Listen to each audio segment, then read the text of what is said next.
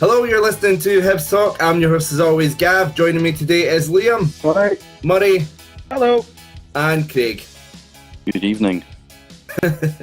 So, obviously we've got the Elgin game at the weekend, a couple other news stories to talk about, but there's only one place to start. Hibs have announced the signing of Scott Allan on a pre-contract. So, Craig, starting with you, what's your thoughts on this news? This is the news that we've been waiting for. I think everybody's been banging on about announce Allan, and I'm just delighted that it's been done. It's clear that Scott fits Hibs and Hibs fits Scott. So I'm hoping, I'm not going to get too ahead of myself. Looking forward to him coming in the summer, but I'd be obviously more delighted if we can get him in before the end of January. Liam, there's been a lot of links with Aberdeen. Obviously you're delighted to know that he's coming to Hibs, but I mean, would it have been gutting to see him go to somebody like Aberdeen? Definitely. I was actually kind of thinking that he was going to go to Aberdeen in the end, but it's a massive surprise for me to see him signing for Hibs. But as Craig said, Hibs fits Scott, and I think it would have been silly for him to go anywhere else. But absolutely delighted to see him back at the club, and hopefully we can strike a deal to get him playing from now till summer instead of him just coming in the summer. So hopefully we can sort something out with Celtic. And Murray, Craig and Liam have both mentioned it there. Do you think it's really important that we do get the deal done now that the pre-contract's been signed? We kind of, I'm sure one of you actually mentioned it in the group chat earlier on, we kind of do it in reverse now and kind of make sure we get the deal done. Do you think that's important that we do that now, Murray, and get them here now rather than wait until summer? I think so. I mean, if we can get it done, brilliant. And then you've got to imagine having a midfield three, having Scott Allan, Stevie Mallan and Ryan Gould. That to me is quite exciting. But at the same time, Celtic, I think, have got to play hardball over this, bearing in mind how it panned out with the whole John McGinn saga. I still don't think they've really forgotten about that. And I think this probably could have been done long ago, but they're the ones who have been dragging their heels. I don't think it's anything to do with Hibs. If we can get it done before the summer, fantastic. It's going to be a really exciting second half of the season. If not, then we've got another 3 seasons to look forward to. So if we could get it done, brilliant. If not, you can't do anything about it. And I mean, a lot of Hibs fans are going to know the answer to this question because, we've seen what he can do in 2 spells at Hibs previously. But, Craig, starting with yourself, what do you think he will bring to Hibs? And why are we missing that sort of player the first 6 months of the season? Well, we're missing him because we didn't bring him back in. I think Murray touches on it quite well, though, that Celtic are going to play hardball over this, obviously after the whole John McGinn saga in the summer. But he's just like I said before. You get players that just fit at clubs. Scott's done, admittedly, not a lot, whether it be at Dundee United, West Brom, Portsmouth, Rotherham, Celtic, Dundee. You can list at least half a dozen clubs.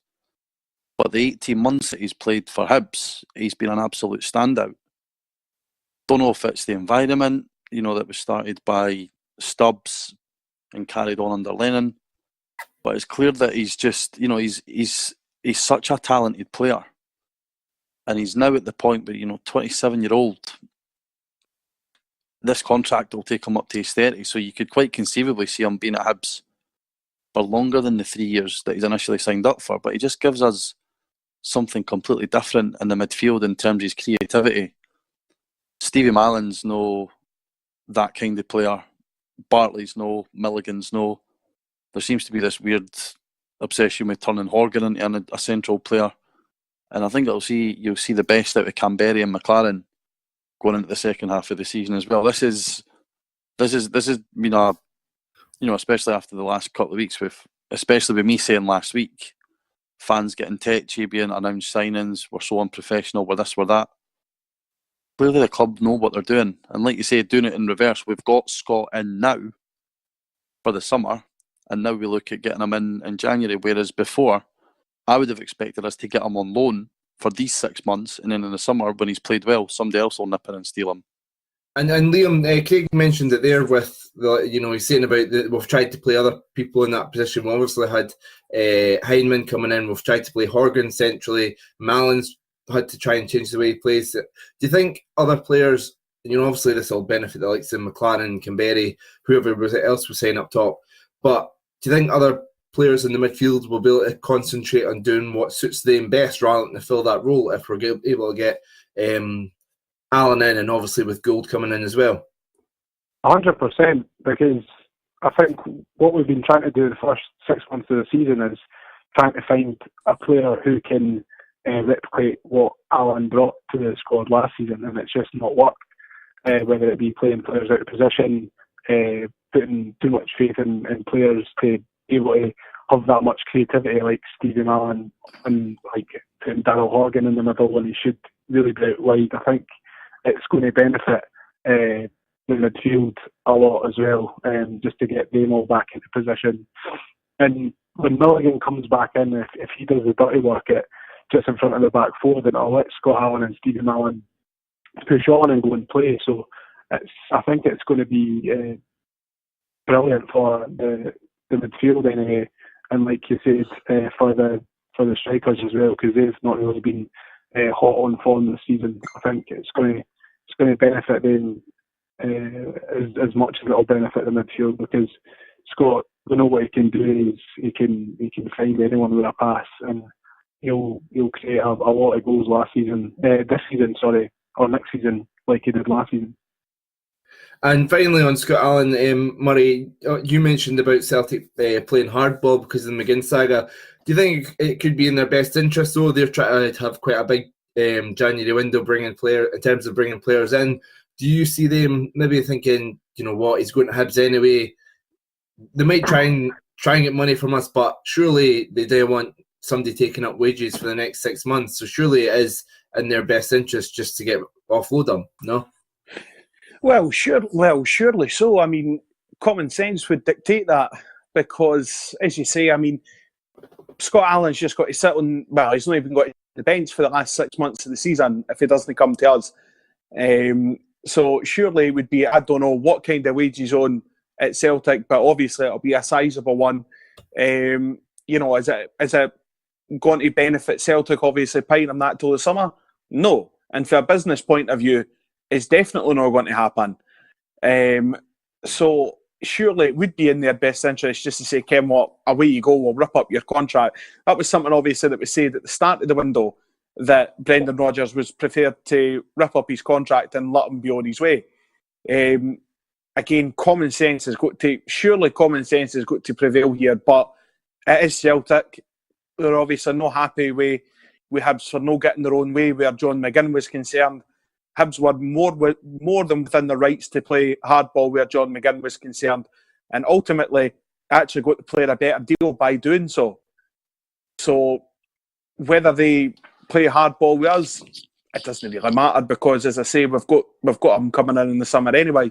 It's quite good as well when you look at it. We've effectively got money for Scott Allan, and he's went on a 4-year loan deal with Celtic. We got McGeoch, Henderson won the cup, and now he's coming back for nothing. Hopefully we do get him in this window. I mean, we're going to come back to the Elgin game in a minute, I'm sure, and we'll talk about the tickets, I'm sure, but I think it's fair to say with Gould and Allan playing in that game, a lot more tickets would be sold than there is currently sold, but we'll get back to that in a second. Another player who the Evening News was talking about as being like a new signing is David Gray as he gets closer to his comeback. They were talking. The article was talking about how we need a bit more bite in our team, and we had a great record when Gray was in the team this season, and obviously he's missed big parts of it. Craig, starting with yourself, what would it be like getting David Gray back in the team for an extended run? It would be like a brand new signing. You look at his record this season, we've lost, once when he started, I think? Something like that, yeah. Even when he plays, he gives, it gives the fans such a boost knowing that Gray's out there. Obviously, it is disappointing the fact that he doesn't seem to be able to maintain a full season without injuries. But he's just such a a talismanic player for us. He's the one that fans, well, me anyway, I certainly look at the team sheet when it comes out. The first name I look for is David Gray. Aye, I agree with that. Because he just brings so much to the team in terms of his leadership. He's out ball on the right as well. He's fantastic in the opposition box from aerial, from set pieces and stuff. So it would be like a brand new signing. As much as, do you know what, over the last, before the winter break, Stephen Whittaker actually done all right. I've been, as you'll know for the group chat, I'm one of his biggest critics at times.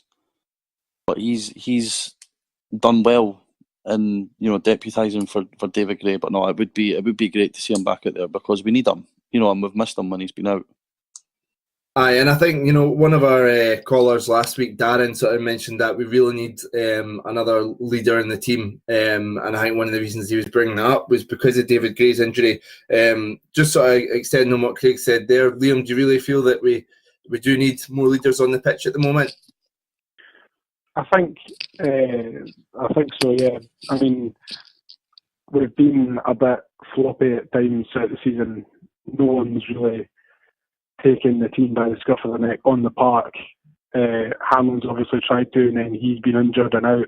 Milligan's come in, he's a bit of a leader, and then he was injured, now he's away to the Asia Cup. So I think it's going to be really important for us to get David Gray back in, and like Craig says, he's had an incredible record with playing and winning so far this season. He's also scored quite a few goals earlier on in the season as well in Europe and stuff. So I think it'll only mean good things to have Gray back in the side. Whittaker was played quite well up until the break.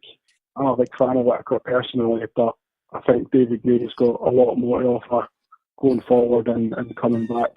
Is there a chance he could play against Elgin at the weekend? I'd rather keep him for the league, to be fair. Aye, I'd agree with that. So, I mean, we do have Elgin at the weekend. They're in the Scottish League 2 at the moment. How are we feeling about the tie? Murray, starting with yourself. Well, I'm always extremely confident going into matches, especially at Easter Road. Obviously, it's been a bit an up and down season for us this season. Some of the home performances haven't been great. I think now, obviously, the fans will be going to Easter Road and a wee bit more lift again, knowing that the signings that we made today, Ryan Gould obviously being in there as well. I think the fans will be extremely confident. I am, and I think we'll get a big win, to be honest. Craig, do you think there's a chance of Hibs taking this tie too lightly in a potential cup upset, or do you think Hibs are going to have a pretty straightforward victory on hand? No, I don't think they'll take it easy. They can't. Yeah. The Scottish Cup means too much to us as a support. I know that we banished the hoodoo and won it, but that just gives you a wee taste for more. Definitely. We want days out at Hampden. We want to be winning trophies, and Lennon wants to be winning trophies as well. And that's the only way that we'll retain the services at Lennon longer term, is if we can show that we can be competitive in the cups, getting to the latter stages. 2 out of the 3 seasons that he's been at Hibs, we've made it to the semi-finals of at least one cup competition. The season that we were in the Championship, obviously we got beat off Aberdeen. Last season we played Celtic in the League Cup, so he'll be looking to continue that. His cup record at Celtic obviously wasn't the greatest, but he's a natural born winner, and there's not a chance I can see him letting the squad take Saturday far too lightly. Obviously we want to get back in the mix in the league, but he'll be wanting a good cup run as well, and so do I. And so quickly fire through, I've one last thing to ask about the game, but quickly fire through some score predictions. Liam, starting with yourself, what are you thinking for the game? I'll go for 4-0 to Hibs. Murray? I'll raise you, I'll go 5. And Craig? I'll raise you both, I'll go 6. So we've got 4-0, 5-0 and 6-0. Okay. So last thing I wanted to ask you about, we've already this has kind of came up in the chat, and we've somebody posted the SFA's legal things about ticket pricing. So They say that I think what was the minimum £8 for this round that had to be charged, and it's a fee that has to be agreed between the two clubs. What's your guys' view on £22 pound being charged against a team in League Two? Craig? It's. I was when I first seen the prices, I was raging. But then you need to think that, you know, the clubs have to agree on a price, and with Elgin obviously wanting to maximise what they can make out of the game, it's only natural that they're going to want Hibs charging the most that they can. They're obviously banking on a core 6,000-7,000 Hibs fans going, and if they're charging, you know, 20, what is it? Is it 22 or is it 25? I think it was 22. I think 22. So 22 quid a head, average. You know, take out kids and all that, but 22 quid a head over, say, 6,000 fans. There'll probably be more than that, but there you're looking at just over 130 grand.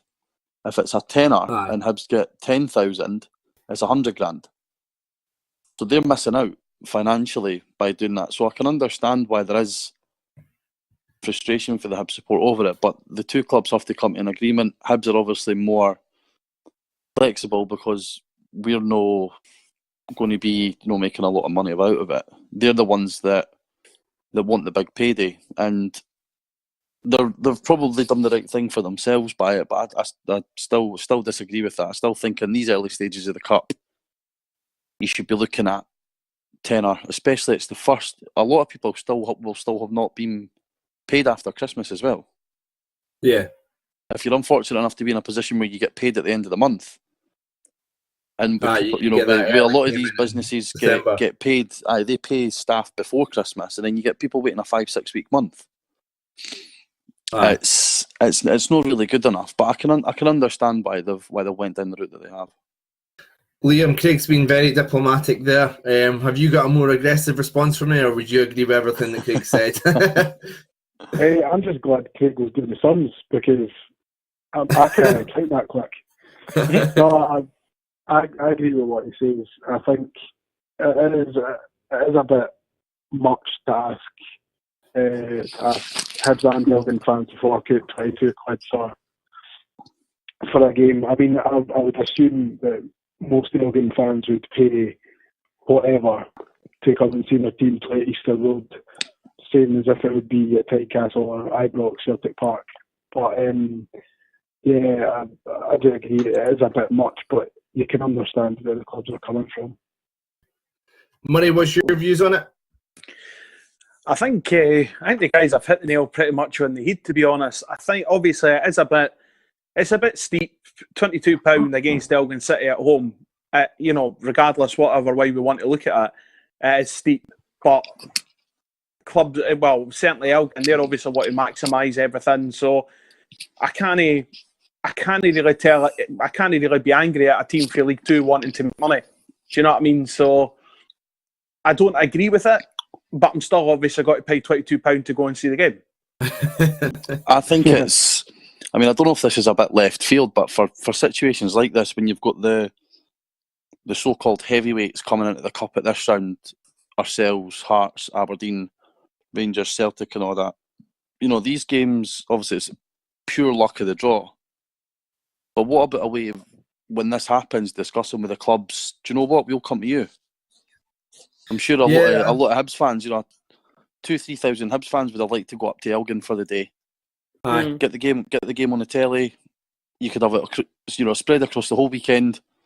Whoever Rangers and Celtic are obviously got to be on the telly. Whoever Hearts are playing, whoever Aberdeen are playing, get these games shown. That's what they've done with the FA Cup in England. They've had about 6 or 7 games staggered across the entire weekend. Last weekend or the weekend before. Why can we not do that? Well, who wants to see Celtic at home? I'm sure Celtic are on the telly and they're at home. Who wants to see that? Nobody wants to see that, but I can guarantee you folk will tune in the Monday night to watch Rangers and Cowdenbeath, hoping Cowdenbeath can pull off a shock. If it was the same with us, if Hearts had drawn Stirling Albion, folk would tune in to potentially see Stirling Albion pull off a shock. Folk would tune in to see Elgin potentially pull off a shock. And then you've got the teams getting themselves their own exposure through TV, probably making more money through it as well. And then for fans like us, we get that away day. You know, we get to go to somewhere. I personally myself, I've never been to Elgin's ground. Been to almost every other ground, but I've never been there. So it would have been nice to experience that, rather than 5,000 or 6,000 folk at Easter Road. So Easter Road will not even be a quarter full. The atmosphere will be dead. They talk about the magic of the cup, and that's not really the magic of the cup. People remember our run, and they remember Wraith Rovers away. That's because true. it was an away game. That. You remember. Nobody remembers drawing 1-1 with Inverness at Easter Road, but we remember beating them 2-0 away. I got rid of that one out of my memory. Thanks for that, Craig. But the away game, I suppose it works in both ways, because it would deny these players the chance to play at a ground like Easter Road that they maybe wouldn't get to play at.